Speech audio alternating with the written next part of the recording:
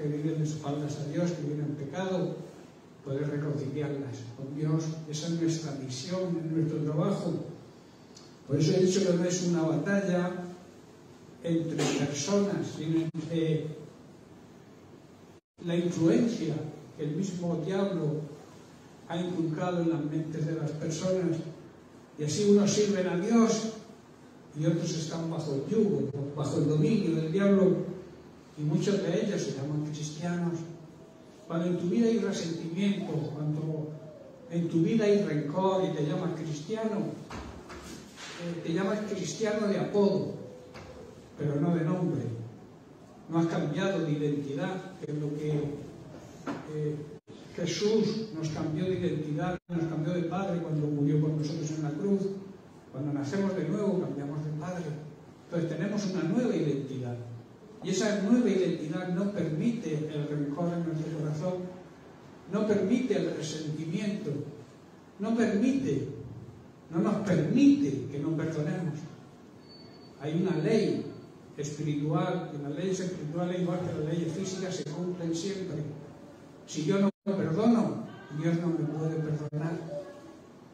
Eso tenemos que asimilarlo, hermanos. Cuando tú tengas algo contra un hermano, contra una hermana, tu padre, tu hijo, tu vecino, tu compañero de trabajo, cuando tengas algo contra alguien, debes solucionarlo, porque eso te impide que Dios te pueda perdonar. ¿Estáis comprendiendo, hermanos? Dios te quiere perdonar, claro, pero si tú te arrepientes y pides perdón, y también perdonas a aquellos que te han ofendido, porque esa es una ley, y las leyes de Dios se cumplen. Y cuando no las cumplimos, quien primero sufre las consecuencias somos nosotros mismos. Por eso vuelvo a repetir, es una lucha, es una guerra entre las mentiras del diablo y la verdad de la palabra de Dios, de la verdad de Dios. Es una batalla de fe, hermanos. Es una batalla de creer lo que Dios dice contra lo que dice nuestro enemigo, el diablo. La palabra diablo significa adversario, Satanás significa adversario. El adversario es aquel que lucha contra nosotros, que quiere hacernos daño, que quiere destruirnos. Y a veces entramos en el juego y utilizamos las armas del diablo, cuando Dios nos ha dado unas armas poderosas, que es la oración, que es la meditación de la palabra, es la fe, es el perdón. No es una batalla, como yo suelo decir, entre el poder de Dios y el poder de Satanás, porque Dios es más poderoso, Dios es todopoderoso y Satanás no. En una lucha entre Dios y Satanás, Dios siempre va a salir vencedor. Lo mismo que una lucha entre la verdad y la mentira, la verdad siempre va a vencer, porque la mentira se va a descubrir. Es una lucha, por tanto, entre la luz, aquellos que viven en la luz. La luz significa santidad, la luz significa obediencia a la palabra de Dios, la luz significa sabiduría divina para tomar decisiones. Es una lucha entre la luz y las tinieblas, que significan todo lo contrario, el pecado, la ignorancia. Es una lucha, en esa lucha la luz, como he dicho, siempre va a ganar. Luchamos con la armadura, hermanos, espiritual que Dios nos ha provisto. Luchamos contra el mismo diablo y tenemos que saberlo, pero con las armas que Dios ha provisto. No quizá nuestras armas, las armas equivocadas, y a veces el enemigo equivocado. A veces atacamos al enemigo equivocado. Nuestro trabajo es luchar contra las mentiras, porque Satanás es el padre de la mentira, siempre miente. Tenemos que tener eso claro. La verdad va en contra siempre de la mentira. La mentira no va a prevalecer nunca sobre la verdad. La verdad, hay un refrán que dice que la verdad siempre triunfa, ¿verdad? Y es así. La verdad la simboliza Cristo. Él se autollamó como la verdad y como la verdad absoluta. Cuando Él dijo, yo soy el camino. O sea, no hay otro camino al cielo, al Padre. Yo soy la verdad, la única verdad.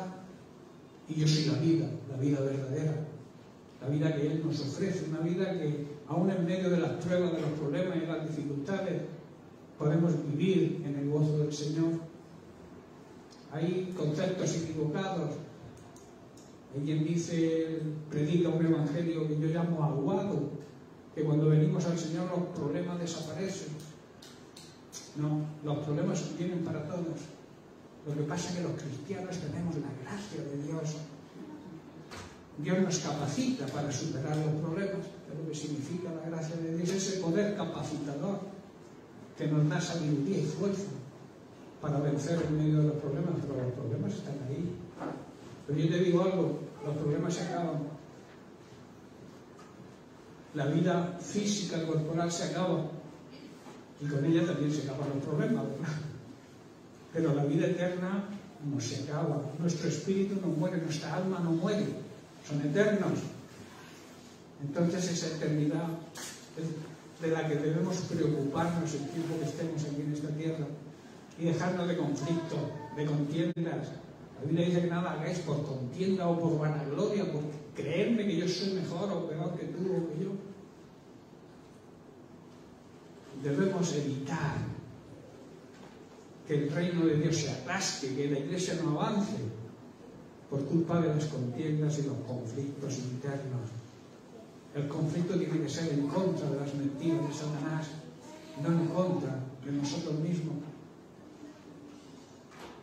Nosotros, ¿sabéis cuál es la mejor predicación que un cristiano puede hacer? Hay personas que anhelan el púlpito, pero el mejor púlpito es tu vida personal, es tu casa dando el ejemplo a tus hijos, es tu trabajo dando el ejemplo a tus compañeros de trabajo. Amén. Es la iglesia dando un buen testimonio y no siendo de una forma guido en la calle de otro. Esa es la mejor predicación. Cuando conocemos el Evangelio, hermanos, huimos de todo tipo de cosas que no le agraden a Dios. Lo que le agrada a Dios es que hagamos el bien, que hagamos todo el bien que podamos y que nos ayudemos mutuamente. Todos cometemos errores, hermanos, todos tenemos fallos, todos pecamos. Y la Biblia dice que todos somos pecadores y estamos destituidos de la gloriosa mano de Dios. Pero cuando en nuestro espíritu, que es lo que creo que tratamos la semana pasada, hay un afán, un deseo de arrepentirnos, de cambiar, de dar un giro de 180 grados a nuestra vida, el Señor nos perdona. Qué lindo y qué precioso es recibir el perdón de Dios. Y como estamos hablando de guerra, también debemos hablar de paz. Y cuando hacemos eso, cuando actuamos de esa manera, cuando confiamos en el Señor, cuando enfocamos nuestros pensamientos en las cosas de Dios, nos llega la paz. La paz verdadera. ¿Sabéis cuál es la paz verdadera? La paz que nos transmite el saber que Dios nos perdona. Esa es la paz que el mundo no puede entender porque no conoce a Dios. Pero nosotros que lo conocemos sabemos que nos viene esa paz interior cuando nos reconciliamos con Él. Como suelo decir, cuando hacemos las paces con Él, entonces recibimos esa paz que el mundo no conoce. La paz que el mundo nos ofrece es una paz que cuando llegan los problemas se va. Y cuando desaparece el problema no viene esa paz mundana, pero la paz de Dios es eterna. La paz de Dios está en medio de los problemas y en medio de las cosas que nos pasan buenas. Yo suelo decir en el día y en la noche. El día es todo aquello que nos pasa, que está bien, y la noche son los momentos críticos, los momentos difíciles. El verdadero cristiano tiene paz en ambas circunstancias. Por eso cuando repetirizamos con las armas que Dios nos da, las armas que Dios ha instituido para que nosotros nos defendamos de los ataques del enemigo. ¿Sabéis que el enemigo está vencido? Creed que no. Cuando creemos que el enemigo está vencido porque Cristo lo venció, esa victoria es nuestra. Pero claro, estamos en el campo del enemigo y el enemigo da sus coletazos y además últimamente está atacando duramente porque sabe que le queda poco. Está cerca la venida de Jesucristo para rescatar a su iglesia y Él se ha arrojado eternamente al infierno. Está dando sus coletazos, estamos en territorio enemigo. Él es el príncipe de este mundo, pero Jesucristo es el rey de reyes y señores de señores. Amén. Y ese es nuestro capitán general, a quien servimos y el que nos ordena, nos dirige, nos instruye a través de su palabra, a través de los ministerios que Dios ha instituido en su iglesia para el crecimiento y la madurez. Que a veces hay personas que no maduran, hay personas que se mantienen bebés todo el tiempo, y es porque no se dejan enseñar. Por cualquier cosa se enfadan, cualquier cosa, cualquier tontería, como yo suelo decir. Ya no le hablo a fulanito, no le hablo al pastor, le miro por otro lado, lo evito. Quizás sin motivo. Eso es falta de madurez. Eso es falta de crecimiento espiritual. Tú tienes algo contra mí, ven a la cara y dime no. Pastor, no me gusta esto que ha dicho, no sé qué ha dicho, yo quiero una aclaración. Pero no, arrugues el morro, como yo suelo decir, y mires por otro lado. Vamos a ser maduros y vamos a ir creciendo espiritualmente. Para eso también tenemos la escuela bíblica. Hay algunos que se apuntan y han venido 4 veces y ya no vuelven. No sé por qué. No quieren aprender. Por eso tenemos que levantarnos con fe y confianza y poner nuestro pensamiento, que lo enseñábamos la semana pasada, porque hay cosas que debemos hacer para que el enemigo no nos tome ventaja.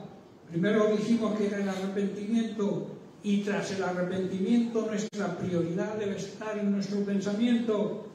¿Dónde enfocamos nuestro pensamiento? Nuestra prioridad, hermanos, de pensamiento debe ser el Señor, y esto nos traerá paz y seguridad. El Señor siempre cuida en una paz perfecta a todos aquellos que confían en Él. Yo te pregunto, ¿confías en el Señor? ¿Tienes paz? Si no tienes paz, que empieza a confiar en el Señor, porque Él cuida, te va a cuidar con una paz perfecta. ¿Dónde estás centrando tu pensamiento? ¿Cuál es la prioridad de tu pensamiento? ¿Estás poniendo tu enfoque, tu mirada en las cosas del cielo o en las cosas de la tierra? La Biblia enseña que debemos detener, apresar todo pensamiento y someterlo a la obediencia a Cristo. Cualquier pensamiento que nos venga debemos filtrarlo por la palabra de Dios, y si no está de acuerdo a la palabra de Dios, rechazarlo. Por eso dice que debemos atar, apresar, llevar preso todo pensamiento de orgullo, de soberbia, de rebeldía, de rencor, de resentimiento. Todos esos pensamientos que el diablo nos pone ahí en la cabeza. Como Martín Lutero dijo, un pajarito puede volar sobre tu cabeza, pero no le des ocasión de que haga un nido. Eso significa que los pensamientos vienen, vuelan como pájaros. Espántalos, somételos a la obediencia de Cristo. Si te viene un pensamiento, quiere decir que no está de acuerdo a la palabra de Dios, recházalo, no lo animes. Este hermano, esta hermana me ha hecho esto y yo tengo que vengarme. No la perdono, porque me ha hecho hecho mucho daño, hermano. ¿Cuánto daño le hemos hecho nosotros al Evangelio? ¿Cuánto daño le hemos hecho a Cristo, a la Iglesia de Jesucristo cuando actuamos de esa forma?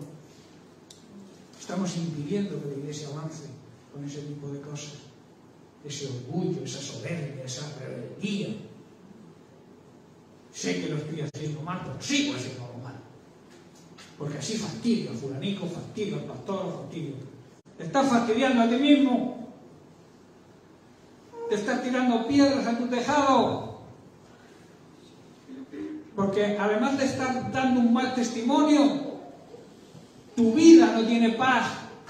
Ninguna persona conflictiva tiene paz interior, porque va en contra de la palabra de Dios, que dice que no andemos en contiendas, en conflictos, sino que la paz de Dios reine en nuestro corazón. Y esa paz nos va a proteger. ¿Vives dirigido por la paz de Dios?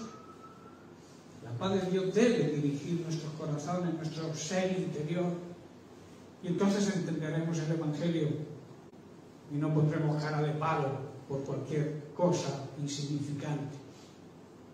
Que si el hijo de fulanica le ha pisado un dedo a mi hijo y ahora no le hablo yo a la madre. Pero qué tonterías, qué absurdidades. Cuando lo importante que debemos hacer como iglesia es predicar el Evangelio y que el mundo sea salvo. Que la gente que nos rodea vea un ejemplo entre nosotros, pero si ve que entre nosotros hay contiendas y peleas, no querrán ni saber nada de nosotros, porque no estamos dando un buen testimonio. Estamos pisoteando a veces el nombre de Cristo con nuestro orgullo, nuestra soberbia, nuestro resentimiento, nuestro rencor. Yo sé que hay personas que no son así, pero también sé que hay personas que son así. Que cada uno se aplique el cuento.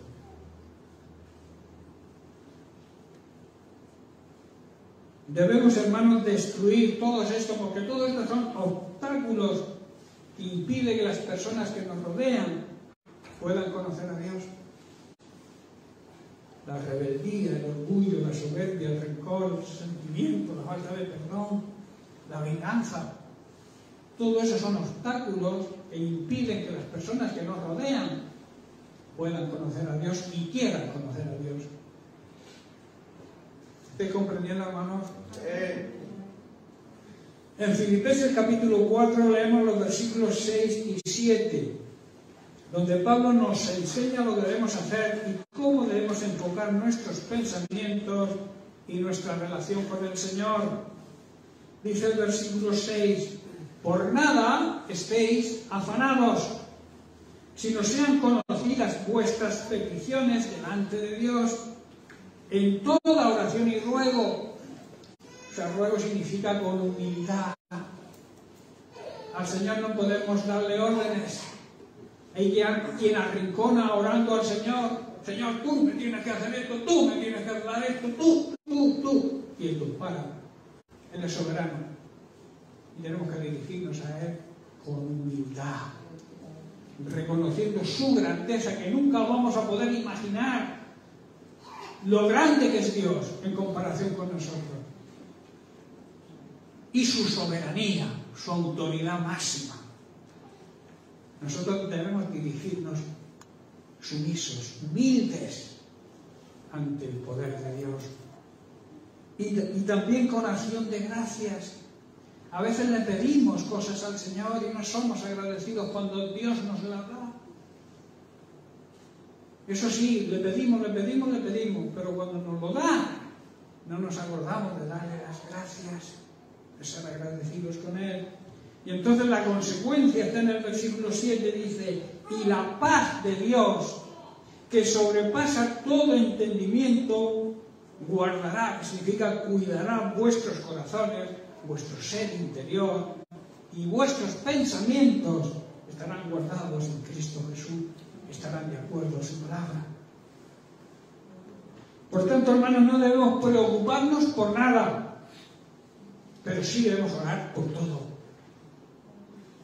Preocuparnos no, orar sí.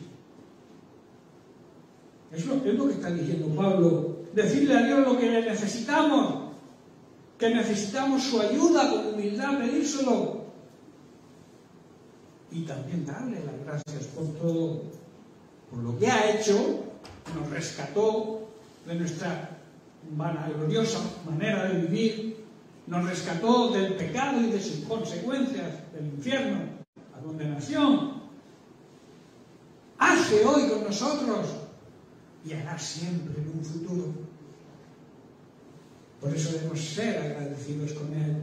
La paz de Dios entonces va a cuidar, vamos a experimentar la paz de Dios que supera todo lo que nuestra mente pueda entender. Y además va a cuidar nuestros pensamientos mientras vivamos unidos a Cristo Jesús, unidos a su palabra. Yo te haría la siguiente pregunta. ¿Tu pensamiento persiste, persevera, se mantiene firme en Dios? ¿O está enfocado primero en lo que este sistema mundano te ofrece? ¿Dónde está tu pensamiento? ¿En lo que Dios desea? ¿En lo que Dios quiere que hagas? ¿O lo que tú deseas y deseas lo que este mundo ofrece? ¿Qué es más importante para ti, lo que te ofrece Dios o lo que te ofrece el sistema mundano que vive de espaldas a Dios? ¿Qué es más importante para ti? Aplícate esa pregunta, háztela. Hermanos, si nuestro pensamiento persevera en Dios y le dirigimos nuestras peticiones en oración y en acuerdo con su voluntad, siendo también agradecidos, esto nos va a transmitir paz, esa paz de Dios, esa paz de sentirnos perdonados por Dios, esa paz que el mundo que nos rodea no puede entender. Por el contrario, el mal enfoque de nuestro pensamiento nos va a conducir al agotamiento, a la debilidad física, a la debilidad emocional y espiritual, que produce el deseo de priorizar lo que este mundo nos ofrece. Y así nunca estaremos satisfechos. Y esto que nos produce afán, estrés, ansiedad, agotamiento, debilidad tanto física como espiritual, ese deseo de conseguir cosas que este mundo ofrece nos va a traer como consecuencia todo esto. Permíteme darte un consejo, que cada uno se lo aplique personalmente. Si nunca has enfocado tu pensamiento hacia Dios o le has dado un mal enfoque y nunca has priorizado, le has dado la prioridad a tus pensamientos, a la verdadera fuente de la paz que es Dios, es tiempo de que hagas un alto en el camino, de que te pares y pienses y reflexiones y enfoques y des prioridad a las cosas de Dios, a lo que Dios piensa. Y así tendrás y disfrutarás de esa paz que sobrepasa todo entendimiento humano y que Dios quiere que disfrutes. Dios no es un Dios tirano. Dios es amor y quiere que disfrutemos de las bendiciones que Él tiene para nosotros.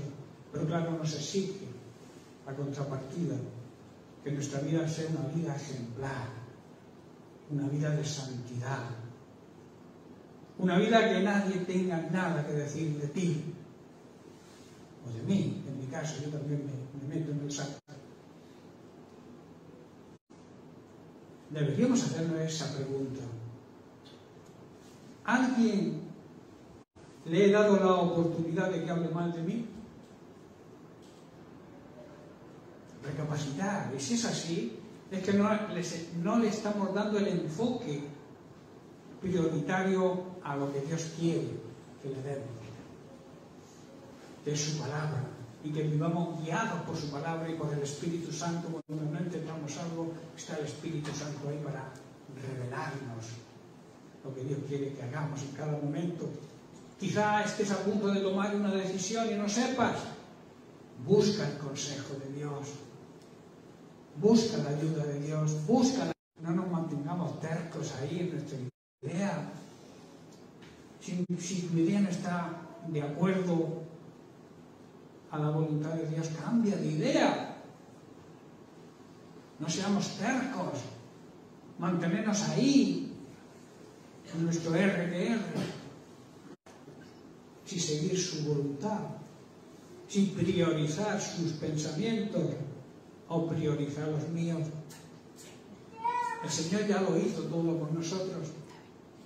Él se entregó por excelencia. No dejó nada a hacer. Desobediencia, rencor, amargura.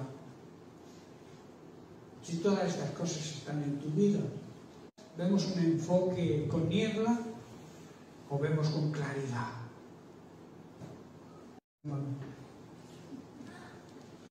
Ir al oculista y que el Señor nos cambie la vista y veamos con claridad lo que Dios quiere. Dios, date la vuelta, igual lo tienes detrás y por eso no me ves, porque vives de espaldas a Él. Te llamas cristiano pero no le obedeces y entonces no puedes verlo. Vuelvo a repetir, la decisión de ir a Él nunca te va a obligar. La decisión es solo nuestra. Por eso debemos apartar nuestra mirada de los ídolos. Un ídolo es todo aquello que ponemos delante de Dios. A eso se le llama idolatría. Y no me estoy refiriendo solo a estatuas de madera o de escayola. Hay muchas cosas que son ídolos que anteponemos por delante de Dios y eso es idolatría. Cualquier cosa que tú pongas por delante de Dios, sea lo que sea un hijo, sea tu esposo, sea tu esposa, sea tu casa, lo que sea, lo que tú priorices por delante de Dios es idolatría. La Biblia dice que para ser salvo debemos mirar la cruz. Debemos mirar lo que sucedió en la cruz. Porque la cruz en sí es un instrumento de tormento. Debemos mirar lo que ocurrió ahí en esa cruz y mirar a Jesucristo. En Isaías capítulo 45, versículo 22, Dios nos hace el siguiente llamado. Hace un llamado, digamos, a toda la humanidad.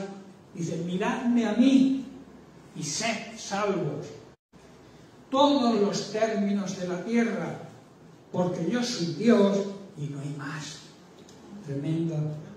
Que todo el mundo me enfoque, me busque a mí para recibir el perdón y la salvación.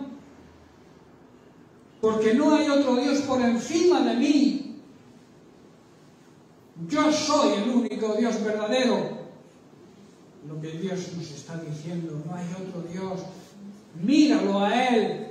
Enfoca tu vida en Él y en su palabra. Uno, hermanos, de los dones que Dios nos ha concedido es la libertad de pensamiento. Y por tanto debemos ser sabios y enfocar y consagrar nuestra mente por entero a Él. Esto nos traerá la seguridad de nuestra salvación y la paz interior. Esa paz tan necesaria, y más en los tiempos que nos ha tocado vivir, tiempos convulsos. Pero en medio de todo eso, si tu enfoque y tu pensamiento están en las cosas de Dios, tendrás paz. Paz que nos viene cuando nos sentimos perdonados por el Señor. Como vimos en Isaías capítulo 26, versículo 3, encontramos un cántico de confianza por la protección de Dios y leemos lo siguiente. Dice, tú guardarás en plena paz a aquel cuyo pensamiento en ti persevera, porque en ti ha confiado. Hermanos, el Señor guarda y protege con una completa y perfecta paz a todos aquellos que confían y concentran sus pensamientos en Él. Hermanos, el Señor siempre cuida de una paz perfecta a todos aquellos que confían en Él. ¿Confías tú en Él plenamente? ¿Centras y priorizas tus pensamientos en Él? Si quieres tener paz, debes hacerlo. Centrar tu plena confianza en Él. A veces confiamos más en nosotros mismos o confiamos quizás más en las personas que nos rodean. que en el propio Dios, que es donde debemos depositar toda nuestra fe y confianza y dirigir, priorizando nuestros pensamientos a Él. Hermanos, necesitamos la paz de Dios. ¿Quién no necesita la paz de Dios? ¿Quién no necesita estar en paz con Dios? Pero para mantener, hermanos, la paz de Dios en nuestra vida, debemos primero creer, que conlleva también obedecer. La palabra creer en la Biblia también significa obedecer, porque el que cree, obedece. Y confiar plenamente en Dios y afirmar, como he dicho, nuestros pensamientos en Él. Hermano, debes confiar en el Señor, porque el Señor, nuestro Dios, es la roca firme y eterna donde basar nuestra vida. El cimiento, la base de nuestra vida tiene que ser la roca eterna, la palabra de Dios, Jesucristo, es la roca donde debemos basar nuestra vida. ¿Dónde basamos nuestra vida? ¿En la arena que nos ofrece este mundo? Que cuando venga una tormenta se irá todo a pique, o en la roca firme, que es la palabra de Dios, que es Jesucristo. Y aún en medio de las tribulaciones y los problemas nos vamos a mantener ahí, firme, porque nuestra base es la roca eterna es Cristo. Amén. Debemos confiar, hermanos, en el Señor y depender de Él. Creer que nuestra dependencia tiene que estar basada en Él. Eso es humildad. La base de toda vida cristiana es la humildad. Reconocer nuestros fallos, nuestros errores. Saber aceptar cuando nos equivocamos. Y también reconocer que dependemos de Él en todo. Si tú confías en tu manera de actuar, si tú confías en tu forma de hacer las cosas y desprecias los consejos de Dios, estás siendo un necio. Es así lo que la Biblia dice. El necio no ve a Dios por ninguna parte. El sabio ve a Dios en todo. Vemos la mano de Dios en todo, hermanos. O confiamos en nuestra manera de hacer las cosas. En el Salmo 138, versículo 6, David declara lo siguiente: porque el Señor es excelso y atiende al humilde, mas al altivo mira de lejos. Aunque el Señor es grande, está diciendo, nadie lo puede superar. Atiende a la persona humilde, a la persona que acepta que puede estar en un error, a la persona que acepta que depende de Él. Dice, más al altivo, al que se cree superior a cualquiera, aquel que no necesita que nadie le enseñe nada, a ese dice que lo mira de lejos, como diciendo, arréglatelas tú, que te crees tan sabio. Sé humilde, reconoce tu debilidad, reconoce tu dependencia de Dios y Dios te va a levantar.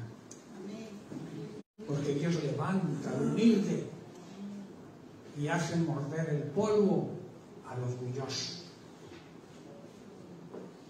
Es lo que dice también el salmista en el Salmo 147, versículo 6.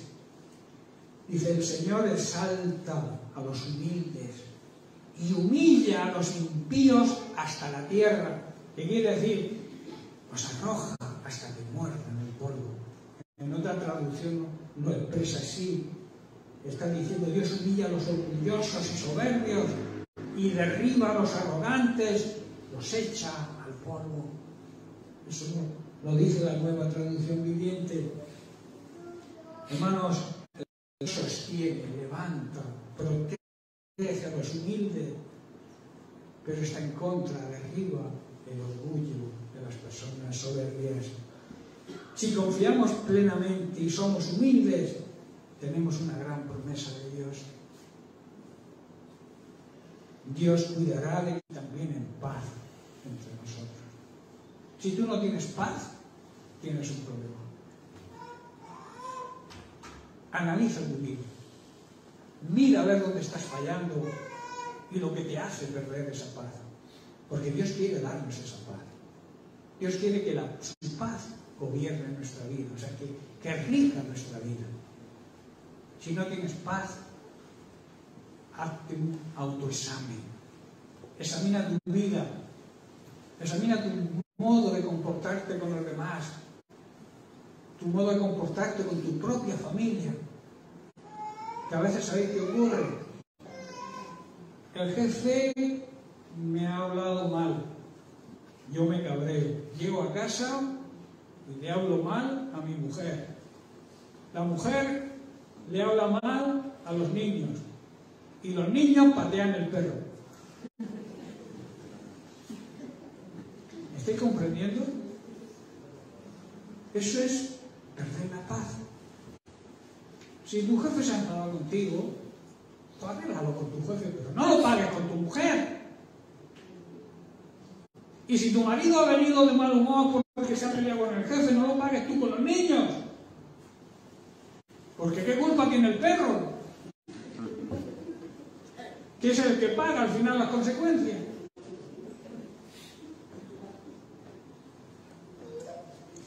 Hermanos, hay momentos en nuestra vida cristiana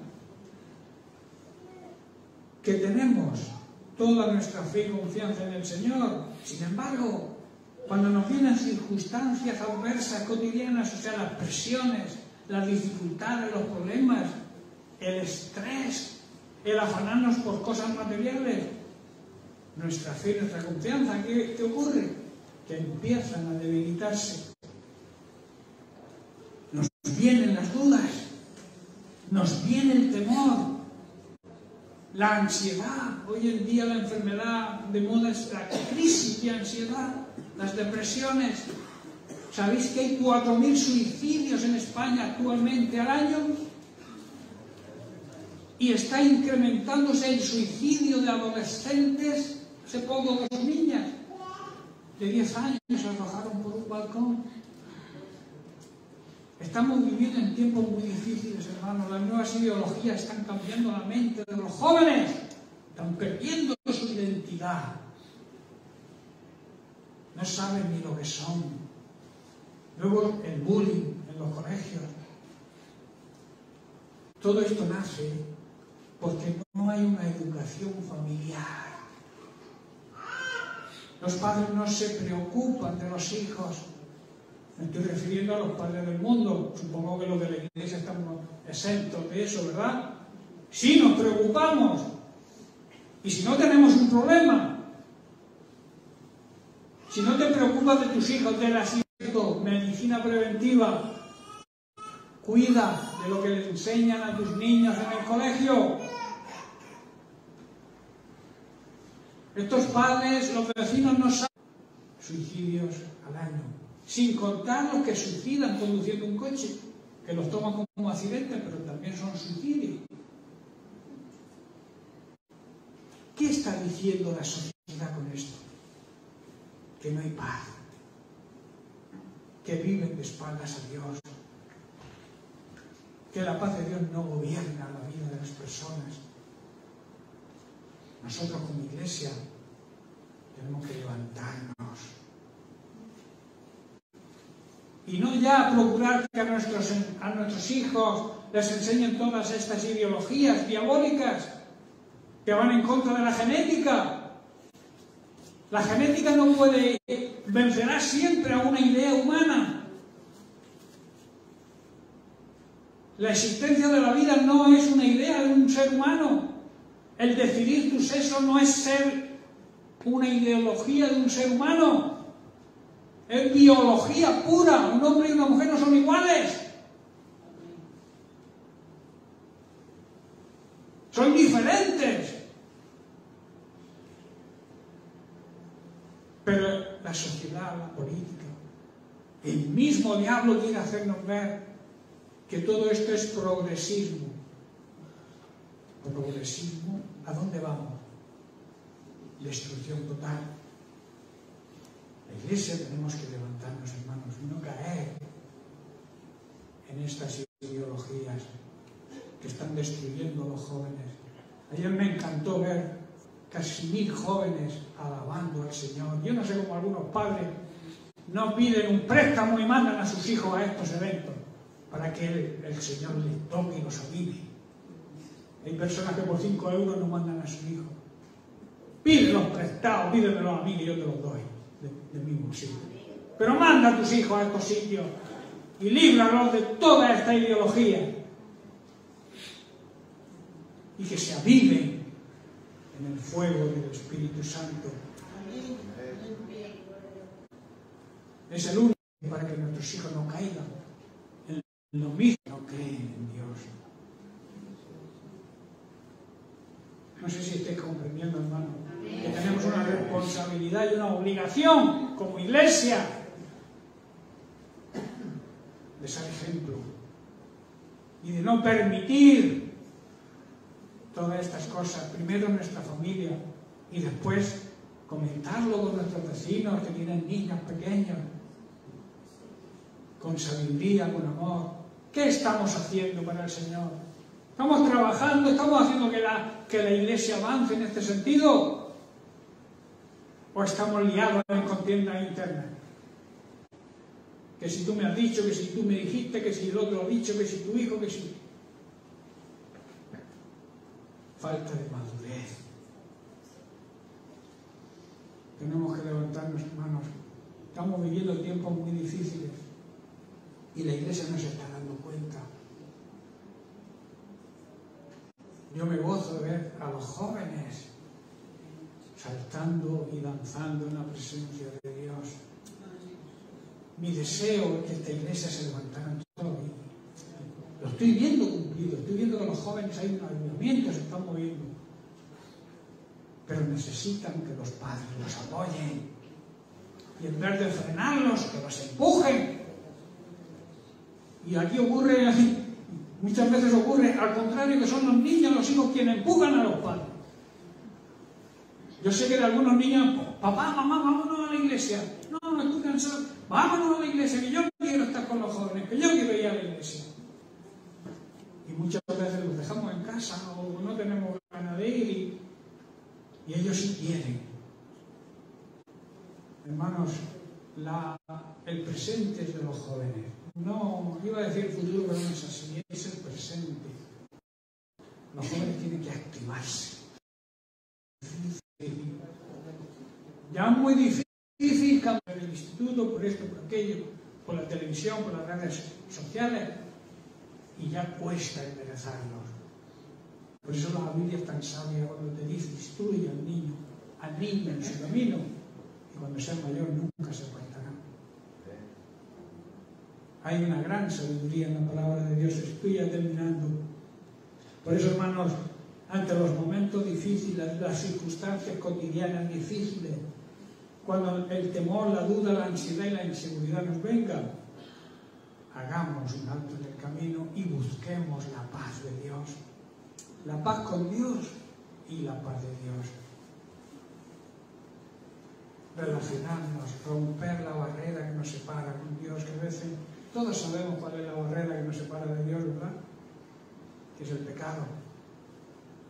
Rompamos de una vez por todas por el pecado, reconciliémonos con Dios y llevemos a las personas a que se reconcilien también.